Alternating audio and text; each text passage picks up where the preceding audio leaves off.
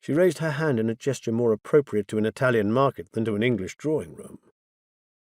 Now her voice, too, carried an inflection of her birth ties. "You don't have to have something to feel guilty about." Her voice was high and almost shrill. "Don't you understand that? Guilt is like pain. It hurts just the same whether it's real or imagined." "I'll have to think about that," I said defensively. "You think about it, then. I'll go and fetch William." She pushed the silk cozy down over the teapot to keep the tea warm while she was gone. But she did not go.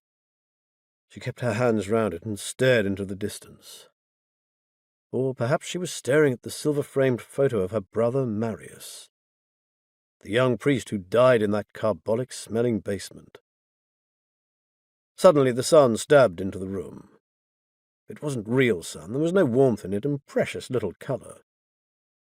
It spilled over the embroidered tray-cloth like weak lemon tea, and made a rim round Katie's hair.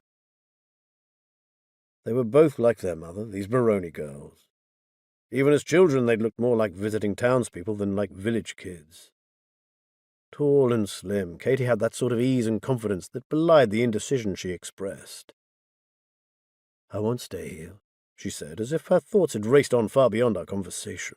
"My sister wants me to help her with a boutique in Nice.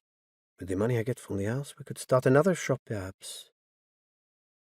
The sun's crosslight scrawled 1,000 wrinkles upon her face, and I was forced to see her as she was, instead of through the flattering haze of my memories.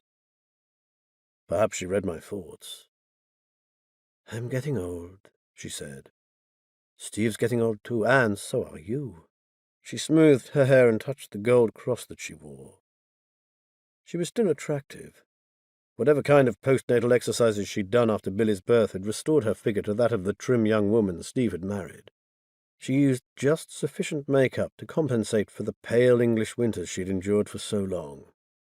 Her nails were manicured and long enough to convince me that she didn't spend much time at the sink, and her hair was styled in the fashion that requires frequent visits to the hairdresser. She smoothed the striped silk pants across her knee. They were stylish and tailored. She looked like an illustration that American Vogue might run if they ever did an article about English crumpet. I wondered if she spent many elegant afternoons sitting by the log fire in her fine clothes, pouring herself lemon tea from a silver teapot.